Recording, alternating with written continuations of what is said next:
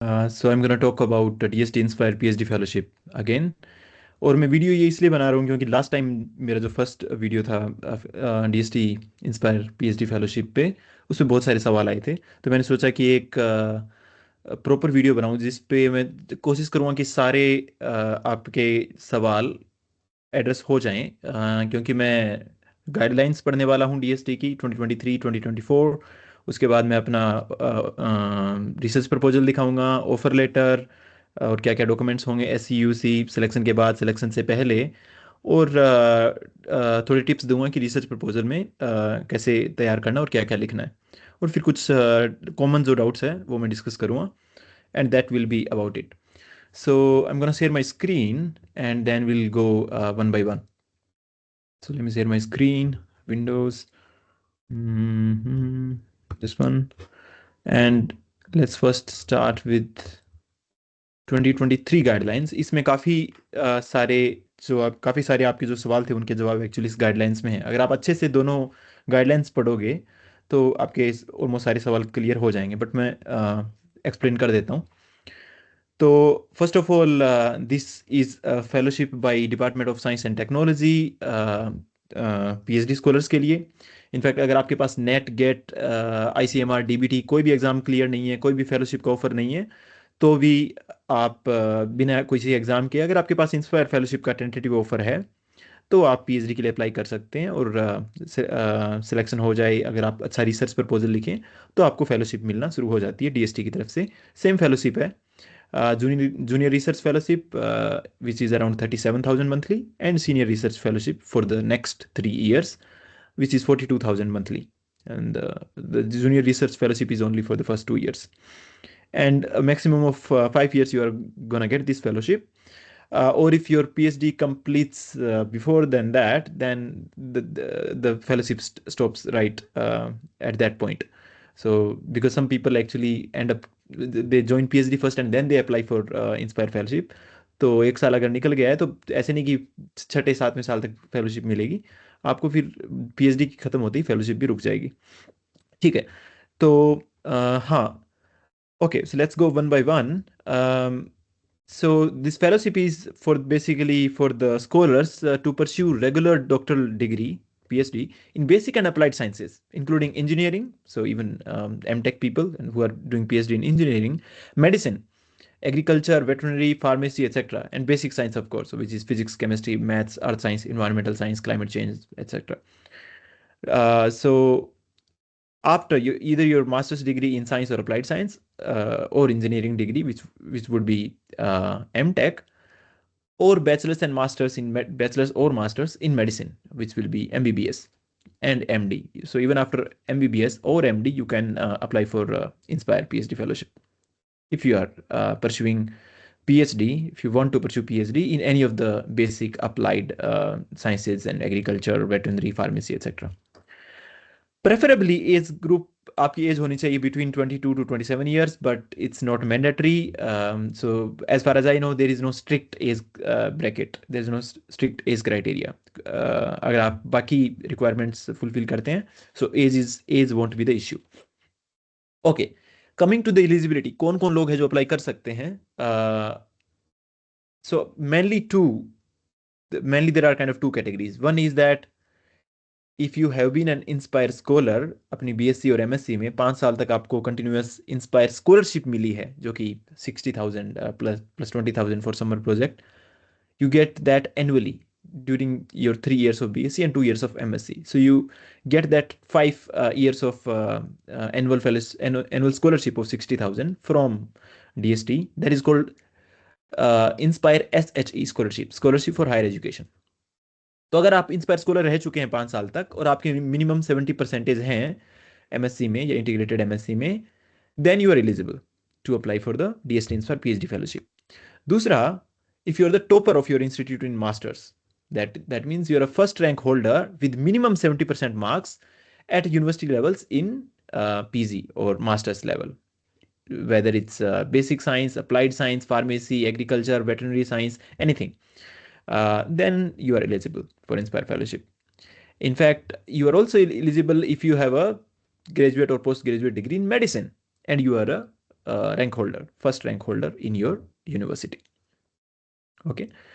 But if you happen to be first rank holder from an autonomous college, which is not recognized as a university by UGC, then you are not eligible. So the autonomous college people are not eligible even if you are topper of your college. Okay. Actually इस बार form late है, अभी जनवरी चल रहा है 2026। Form आ जाने चाहिए थे नवंबर to दिसंबर 2025 में, और इस बार नहीं आए हैं, पता नहीं क्यों नहीं आए हैं। the worst case scenario might be that government might be thinking of just discontinuing this fellowship, which will be really bad. But the people who are already getting fellowship, they won't be affected. So for example, I am a DST Inspire fellow. I will hopefully get the fellowship of 5 years. और it might be just be the case कि late है इस बार, तो क्या पता जनवरी and तक आ जाए, अभी 14-15 दिन और बाकी हैं, तो फॉर्म आ जाएंगे और फिर आप अप्लाई कर सकोगे। ठीक है, तो हाँ लेट चल रहा है, बट यूजुअली नवंबर दिसंबर में फॉर्म आ जाते हैं। फॉर्म में कुछ ज़्यादा चाहिए नहीं आपको, आपका फोटोग्राफ, सिग्नेचर, 10th से लेके बीएससी और एमएससी के marksheets, 10th 12th BSc MSc के, बीएससी और एमएससी के aggregate marksheet, like the final marksheet, वो चाहिए। अब यहाँ पे दो कैटेगरीज हैं। वो लोग जिनका अब तक पीएचडी में एडमिशन नहीं हुआ है, that is this column, the 7th रो। फिर तो आपको फॉर्म में क्या भरने हैं, बेसिकली 3 टेंटेटिव सुपरवाइजर्स के नाम लिखने हैं। जैसे मैंने उस टाइम, मेरे को ज़्यादा नॉलेज नहीं था आईआईएससी के, क्योंकि मैं न्यूरो साइंस में इंटरेस्टेड था, तो पीएचडी न्यूरो साइंस का फॉर्म अप्लाई करने वाला था। तो मैंने इंस्पायर का फॉर्म अप्लाई करने के लिए कोई 3 न्यूरो साइंस के प्रोफेसर का नाम डाल दिया आईआईएससी से। और मेरे को याद भी नहीं अब क्या क्या नाम मैंने डाले थे, और आई एम श्योर कि अभी उन तीनों में से, आई एम नॉट श्योर कि मैं, मेरे जो करंट सुपरवाइजर है वो उन तीनों में थे हैं कि नहीं, तो आप चेंज कर सकते हैं letter. But for the time being you can basically mention any 3 professors of your choice with whom you would like to do your PhD, right, in their lab. So that is one thing. Another thing is you need to write a very brief tentative research proposal. बहुत कुछ fancy नहीं लिखना है इसमें। I'll come to the detailed research proposal, but इसमें in fact मेरे time पे तो फॉर्मेट भी अवेलेबल नहीं था रिसर्च प्रपोजल के लिए, तो मैंने तो just topic of my interest लिखा था कि I am interested in neuro science as a broad field, and in neuroscience I'm more interested in brain computer interface and understanding experience and consciousness and this and that. I don't really remember, but it was the very brief and no specific details in that. I just wrote, okay, this is what I'm interested in and I would like to do my PhD in this. ठीक है, ये बात हो गई application form की, जो कि अब तक आए नहीं है। मैंने एक ट्वीट भी किया था actually, CSIR, UGC, CSIR, DST इनको टैग करके कि फॉर्म क्यों नहीं आए हैं, कब आएंगे। कोई रिस्पॉन्स नहीं आया DST की तरफ से। ठीक है, हाँ तो okay, let me talk about the people who are already into PhD programme. उनका एडमिशन हो गया है लेकिन कोई फेलोशिप नहीं है, और for whatever reason they want to shift to DST inspire fellowship, तो वो PhD एडमिशन के बाद भी एप्लीकेशन डाल सकते हैं इंस्पायर फेलोशिप का। और बेनिफिट्स इंस्पायर के ज़्यादा है नहीं, इतना है कि आपको कंटीजेंसी मिलेगी 20,000 पर ईयर। HRA भी ठीक मिलता है, अराउंड 27-28%। तो बेंगलोर में कुछ 10-11 हज़ार रुपये हो जाते हैं। और if you are external fellowship instead of GATE fellows who just get institute fellowship, right, then you also get some extra amount as a travel grant to basically visit some conferences abroad, right? So for example, in IISc, the regular GATE fellows or the institute fellows get 2.5 lakhs, but we will get extra money, and a total of 4 lakhs we can avail for traveling abroad to attend conferences, etc. Anyway, so but there is a lot of document work in Inspire, and that makes it more difficult, and sometimes you initially it's difficult. Initially your research proposal will take some time, and then you finally get the final offer, and it takes some little more time. So in fact, I remember for the first 8 months I did not get any money, and after that it has been continuous, no issues. Every month I'm getting fellowship. Even when the DST money is over, IISc keeps sending me money from their own, and later they basically get it from DST. Yeah, so okay, let me come to now the selection process. The tentative offer is given if you're not admitted into PhD. So you just apply the raw application, the first application, it's called level 1 application. तब आपको tentative offer मिलेगा. और अगर if you have good performance and if your profile looks good, then and very likely most people get the tentative offer. Using that offer, you can apply for any PhD program in different institutes like IITs, ICERS, IISc, JNU, etc. Whichever university is basically accepting the applications from DST Inspire fellows. Okay, so just before applying for PhD on, this is a separate process. It's different from Inspire. It's about PhD admission in a particular university. Before applying to that university, just check that you are eligible. Okay, if you don't have net get with just Inspire tentative offer, are you eligible or not? In most IITs, ICERS and IISc, you are eligible, and you can even change your branch. I did my MSc in physics. Currently I'm doing PhD in neuroscience. Okay, so but the final offer is given after you clear the interview, you join the PhD, and that's still tentative admission. Then you basically write a research proposal with the help of your supervisor, guide, or seniors, and you submit that research proposal on DST portal, inspire portal. और फिर वो evaluate करेंगे उसको new Delhi में. कैसा आपका research proposal है, आपकी सुपरवाइजर का सीवी प्रोफाइल कैसा है, उन सब, और आपका एकेडमिक परफॉर्मेंस कैसा रहा है पास्ट में.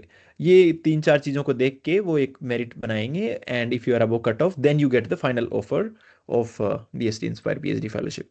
ठीक है, तो ये हुआ फाइनल ऑफर, और वो फाइनल ऑफर आप अपनी यूनिवर्सिटी में सबमिट करो, तब जाके आपका PhD एडमिशन फाइनल होता है.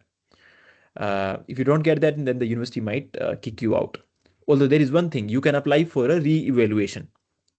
Okay. Right. So this was about the research proposal and the basically final offer. And then these things are not so important. So yeah. Now let me come to the 2024 guidelines from DST. These are effective from November 2024. And they are saying that the result shall be uploaded only on the inspire web portal. तो कई बार email नहीं आएगा आपको, तो inspire portal check करते रहिए. अगर आपने अप्लाई कर दिया है लेवल 1 या level 2 is basically the submitting the research proposal after tentative PhD admission. Yeah, eligibility is the same. In fact, if you're a first rank holder, there should be minimum 7 students with aggregate of 70% marks in that course. ठीक है, ऐसे नहीं कि 4 लोग हैं और आप उनमें फर्स्ट रैंक होल्डर है. Okay. HRA, as I told, HRA to the fellows shall also be applicable as per the Government of India norms, which is depending on how expensive your city is. ये तो बड़े बड़े शहर हैं, दिल्ली, कोलकाता, अहमदाबाद, बेंगलोर, इनमें आपको 8 से 11-12 हज़ार मिलते हैं. 8 to 12,000 monthly you get as HRA, which is house rent allowance. You don't get HRA if you are staying on campus. University के हॉस्टल में ही रह रहे हो तो HRA नहीं मिलेगा. Now there is something called effective date of your PhD if you are Inspire fellow. Effective date basically क्या है? अगर आप ऑलरेडी एडमिशन नहीं है आपका, और आपका टेंटेटिव एडमिशन होता है, उसके विद इन 1 मंथ प्रेफरेबली आप रिसर्च प्रपोजल सबमिट करेंगे. तो वो जो डेट है डॉक्यूमेंट अपलोड करने की, आपका रिसर्च प्रपोजल और कुछ इंडोर्समेंट सर्टिफिकेट और कुछ और 2-3 चीज़ें हैं एडमिशन कि आपका एविडेंस दैट आपका एडमिशन हो चुका है, ये कुछ डॉक्यूमेंट्स आप अपलोड करेंगे. That date is effective date. उसके 3-4 महीनों में DST दिल्ली वाले लोग आपके रिसर्च प्रपोजल को पढ़ेंगे, डिसाइड करेंगे, आपको फाइनल ऑफर मिलेगा, तब आपकी फेलोशिप स्टार्ट होगी. लेकिन वो फेलोशिप इफेक्टिव डेट से स्टार्ट होगी, तो वो 3-4-5-6 महीनों का पैसा इकट्ठा आ जाएगा. Right. So that is the effective date thing. और अगर आपने ऑलरेडी PhD एडमिशन ले रखा है, बाद में आप इंस्पायर फेलोशिप शुरू करते हैं या कई और फेलोशिप से इंस्पायर में स्विच करते हैं, तो वो जो स्विच डेट है वो इफेक्टिव डेट होगी. और पैसा मिलेगा आपको केवल 5th ईयर तक. आपने लेट भी ज्वाइन किया है, 1 साल नहीं, 1 साल आप इस CSIR पे थे या पैसे पे नहीं थे, बाद में आपने कोई इंस्पायर मिल रही है, तो 5th ईयर तक ही मिलेगा. ठीक है, ऐसे नहीं कि 6th-7th ईयर तक चलेगा वो. ठीक है. Well, release of fellowship will be done by DST office new Delhi, and host institute जो है, in my case it is IISc, उनका एक जीरो बैलेंस अकाउंट होना चाहिए बैंक ऑफ महाराष्ट्र में, जो कि मैप्ड मैप्ड होना चाहिए पीएफएमएस पोर्टल पे, एक्सेट्रा एक्सेट्रा। इन कामों के लिए आप अपना फाइनेंस ऑफिस है जो आपके यूनिवर्सिटी का, उनको उनके पास जाइए। अगर आपका नहीं है, आपके कुल यूनिवर्सिटी या इंस्टीट्यूट का अकाउंट ही नहीं है zero balance bank of Maharashtra में, तो फाइनेंस ऑफिस के चक्कर काटिए, उनसे अकाउंट खुलवाइए। कुछ कुछ जो छोटी यूनिवर्सिटीज़ हैं उनकी ये प्रॉब्लम हुई है। तो हाँ, इन सब कामों के लिए आपको ऑफिस के चक्कर काटने पड़ेंगे, जो कि इंस्पायर में होता ही है। गेट फेलोशिप में ये उतना नहीं होता है, सीएसआर में थोड़ा कम होता है, यूजीसी में उतना नहीं होता कि ये फॉर्मल कागजी काम, ऑफिस के चक्कर काटना।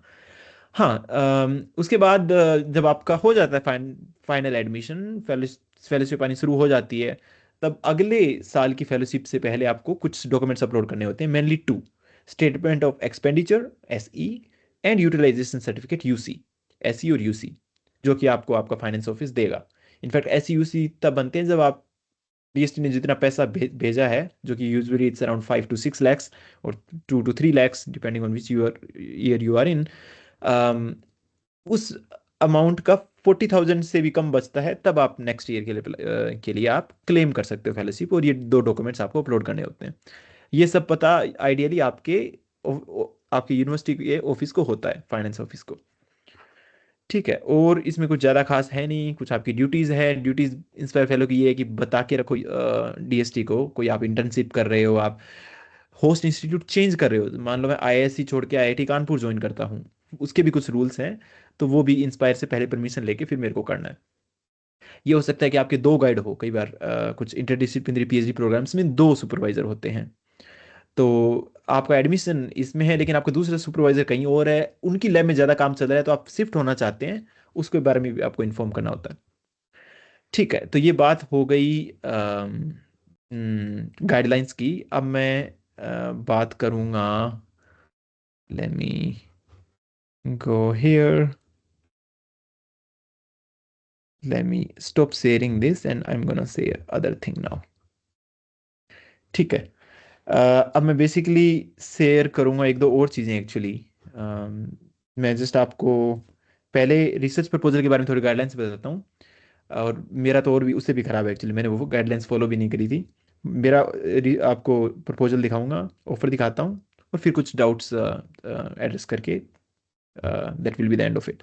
Okay, let me again share it, और here it is। So first let me show you my actually research proposal. So मेरा जब एडमिशन हुआ था, तो हमारे डिपार्टमेंट में लैब रोटेशंस रहते हैं, तो मुझे पता ही नहीं था मैं कौन सी लैब ज्वाइन करूँगा, क्योंकि एक सेमेस्टर तक तो 3 लैब रोटेशन चलेंगे, एक एक महीने के। तो वो जो 3 टॉपिक थे, 3 लैब जिनमें रोटेट किया, उन तीनों टॉपिक्स के बारे में लिख दिया, और ज़्यादा कुछ लिखा नहीं डिटेल में actually. Skill acquisition, visual illusions, और effect of long term meditation, तीनों के बारे में थोड़ा थोड़ा लिख दिया, थोड़े बहुत कुछ रेफरेंस ऐड कर दिए। और ये अगर थोड़ा और पता होता तो मैं इससे काफ़ी बेटर रिसर्च प्रपोजल लिख सकता था, बट उस टाइम इतना ही पता था, और मैंने ऑनेस्टली बोल भी दिया कि मैं टेंटेटिवली एडमिटेड हूँ मेरे डिपार्टमेंट में, और हमारे लैब रोटेशन चलेंगे, तो मैं basically I am not sure कि कौन सी लैब में ज्वाइन करूँगा, तो मेरा कुछ फाइनल है नहीं रिसर्च का टॉपिक, तो मैं तीन चीज़ें जिनमें इंटरेस्टेड हूँ, तीनों टॉपिक, उनके बारे में I am gonna basically write. तो and I did exactly that, and I was lucky enough to get selected, to get the final offer. Final offer ऐसा कुछ दिखता है भाई, इसमें मोस्टली गाइडलाइंस आपके रहते हैं कि जेआरएफ से एसआरएफ में कैसे कन्वर्ट होगा, क्या क्या डॉक्यूमेंट्स आपको अपलोड करने हैं, एसई यूसी वगैरह, और वो चीज़ें रहती है बेसिकली। इनफैक्ट आप जब जेआरएफ के 2 साल कंप्लीट हो जाते हैं, और आपका कॉम्प्रिहेंसिव एग्जाम या कैंडिडेंसी एग्जाम होता है, उसके बाद आप एसआरएफ बनते हैं, उसमें भी एक रूल डीएसटी का ये रहता है कि एक डीएसटी नॉमिनेटेड एक्सपर्ट बाहर से आना चाहिए, ऑनलाइन या ऑफलाइन, और वो जब अप्रूव करेगा, he is gonna be the head of the committee of that exam, और वो अप्रूव करेगा तब, और वो एक रिपोर्ट देगा, वो आप अपलोड करोगे, तब आपको एसआरएफ मिलना शुरू हो जाएगा डीएसटी की तरफ से। और कुछ यूनिवर्सिटी के भी रूल होते होंगे, यूनिवर्सिटी को भी कुछ डॉक्यूमेंट्स अपनी यूनिवर्सिटी में डॉक्यूमेंट्स सबमिट करने होते हैं आपको। तो ये बाहर से एक्सपर्ट कैसे आएगा? डीएसटी नहीं भेजेगा, आपकी सुपरवाइजर को कांटेक्ट करना चाहिए इन 4 एकेडमी में से किसी एक एकेडमी के कोई एक प्रोफेसर को। तो these are INSA, IAS which is Indian Academy of Science, NASI and INAE। तो मेरे प्रोफेसर के एक दोस्त थे NBRC में, वो हैं an National Academy of Sciences के फेलो हैं वो। इस वेबसाइट पे जाना, IAS वेबसाइट पे भी जाना, इनके फेलोज लिस्ट में अगर आपको कोई मिल जाता है अपने फील्ड का, तो आप उसको इनवाइट कर सकते हैं अपनी कंपनी में। ठीक है, और कुछ ज़्यादा इसमें है नहीं। और बस ये बात यहाँ पे ख़त्म करते हैं। और now I will shift to something else. Now I am gonna shift to basically give you some tips की रिसर्च प्रपोजल कैसे लिखना है। अभी तो मेरे को थोड़ा ज़्यादा पता है। उससे पहले मैं एक चीज़ और क्विकली मेरी टाइमलाइन डिस्कस कर लेता हूँ। एंड सो बेसिकली मेरे लिए ये रहा था, जस्ट 1 मिनट, कि मैंने हाँ, मैंने 5 इयर्स में रिसर्च स्कॉलर था, फिर मैंने MSc फिजिक्स कम 5 इयर्स तक मैंने, सॉरी, इंस्पायर स्कॉलर था। फिर मैंने MSc कंप्लीट की फिजिक्स में मई 2021 में। 2 साल का मेरा गैप है, तो गैप वाले भी एलिजिबल हैं। मैंने 2023 में मेरे को टेंटेटिव ऑफर मिला। मैंने आई थिंक दिसंबर 2022 में अप्लाई किया था, और कुछ 2-3 महीने में मेरे पास टेंटेटिव ऑफर आ गया DST इंस्पायर का, फेलोशिप का। और फिर वो ऑफर यूज़ करके मैंने कई जगह PhD के लिए अप्लाई किया था। तो मेरा मई 2023 में इंटरव्यू हुआ। अगस्त 1 2023 को मैंने टेंटेटिवली ज्वाइन कर लिया था PhD प्रोग्राम। फिर मैंने 29 दिन के अंदर ये सबमिट कर दिया था रिसर्च प्रपोजल, 30 अगस्त को। और दिसंबर 20 को मेरे को फाइनल ऑफर मिला। और फिर कुछ और डॉक्यूमेंट्स वगैरह अपलोड करने पड़े। Final offer, first sanction letter, first पहला पैसा जो भेजा DST ने, वो मार्च 22 को, ऑलमोस्ट 8 महीने बाद, एडमिशन के 8 महीने बाद पहली बार पैसा आया। और फिर कुछ और यूनिवर्सिटी के डॉक्यूमेंट्स का काम था, तो अप्रैल में जाके मेरे को पैसा मिला एक साथ, कुछ 3 लाख समथिंग मेरे को मिला, 3 lakhs। And then since then onwards I am getting the fellowship continuously, so no issues. The other institutes might not have this luxury, but IISc, even if your DST amount runs out, IISc खुद की तरफ से पैसा देता है, और वो letter जब आपका पैसा आता है DST से, वो वहाँ से ले लेता है। ठीक है, हाँ, coming to the main topic, research proposal. अब आई थिंक फॉर्मेट भी अवेलेबल होगा जब आप फॉर्म भर रहे हो लेवल 2 का पर्टिकुलरली, तब वहाँ पे ऑप्शन रहते हैं कि वो चीज़ें आपको लिखनी ही पड़ेगी। और वो मोस्टली यही होगी, मेरा यही गैस है। मेरे टाइम पे ऐसा कुछ फॉर्मेट नहीं था, बट आज मैं अगर रिसर्च प्रपोजल लिखता हूँ तो ये चीज़ें वहाँ पे ज़रूर होनी चाहिए। कि आपका कोई एक ब्रॉड फील्ड है, जैसे मेरा न्यूरो साइंस है, और उसमें कुछ पर्टिकुलर टॉपिक है, मेरे केस में मेडिटेशन है, तो उसका थोड़ा बैकग्राउंड इंट्रोडक्शन होना चाहिए। व्हाट इज मेडिटेशन, उस पर किस टाइप की स्टडी हो चुकी है, आप उसमें क्यों इंटरेस्टेड है, और वो इंपॉर्टेंट क्यों है, right? So meditation is important for mental health, it is important to understand high cognitive functions, brain कैसे काम करता है मेडिटेशन में। So some importance, may be some application in the real world और इंडस्ट्रियल एप्लीकेशन, वो आप यहाँ लिख दो, ताकि just to give a sense कि आपका क्या टॉपिक है और वो क्यों इंपॉर्टेंट है। फिर आप अपने ऑब्जेक्टिव्स या एम्स लिखोगे कि मैं क्या क्या करने वाला हूँ अपने PhD में। ठीक है, यूजुअली 2, 3 या 4 एम्स होते हैं कि ये करूँगा। फॉर एग्जांपल मेडिटेशन में मैं देखूंगा कि पावर कैसे वेरी होती है, how different regions in the brain sort of behave when you are meditating. So there can be multiple aims. Maybe you might look at other things like heart rate or respiration and this and that. और आपको ज़्यादा idea नहीं है, तो कोई बात नहीं है। आपको जो जो आइडियाज हैं, वो 1 या 2 ऑब्जेक्टिव, एटलीस्ट एक ऑब्जेक्टिव आपको लिखना चाहिए कि आप बेसिकली आप क्या आप स्टडी करने वाले हो। ठीक है, ब्रीफली। उसके बाद आप कुछ को जो आइडिया है स्टडी का कि कैसे करोगे, क्या टेक्निक्स हैं, क्या आपका एक्सपेरिमेंटल डिजाइन रहने वाला है, या हो सकता है आप जस्ट टोटली एनालिटिकल या सिमुलेशन रिलेटेड प्रोजेक्ट्स करोगे, तो वो कैसे अप्रोच करोगे उसको। ठीक है, तो वो मेथड्स आपको यहाँ पे मेथड्स एंड टेक्निक्स लिखने हैं। फिर मे बी आपको ज़्यादा नहीं पता कि क्या रिजल्ट्स आएंगे, बट सम एक्सपेक्टेड आइडिया कि क्या हो सकता है, right?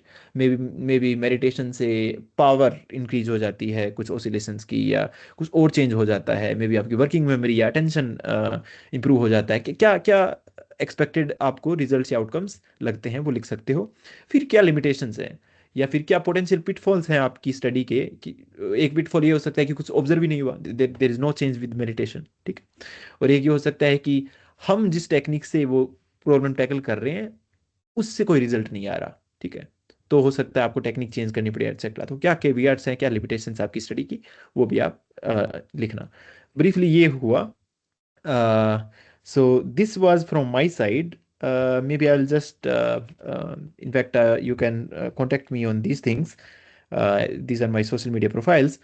Now I'm gonna maybe address a couple of important doubts that I keep getting on YouTube comments of the last video that I uploaded. One is कि अगर हमारा academic gap है तो इलिजिबल हैं क्या? 100%। मेरा भी 2 साल का गैप है एमएससी के बाद।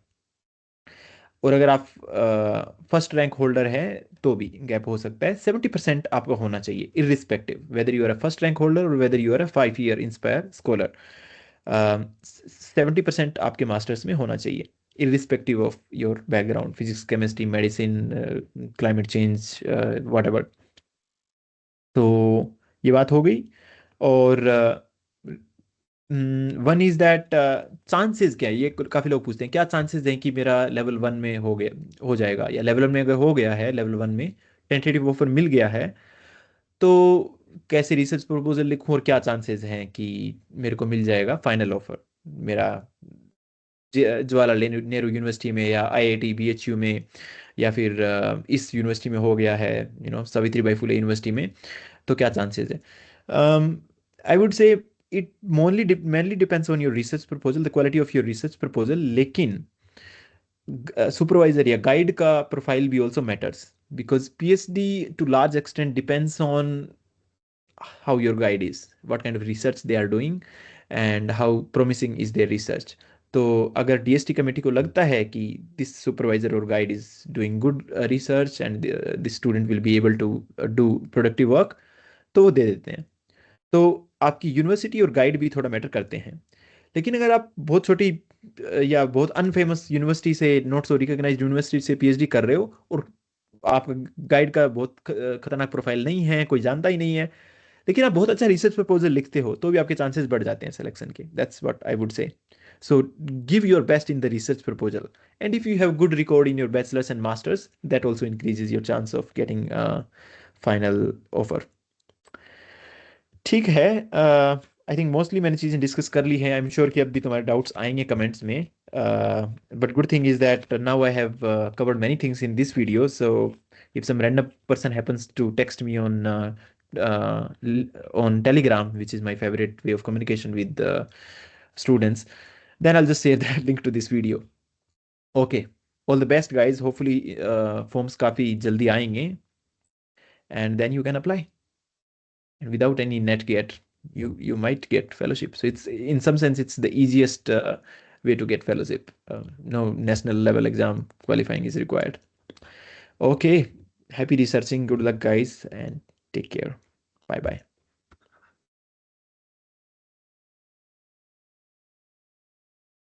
I'm gonna stop.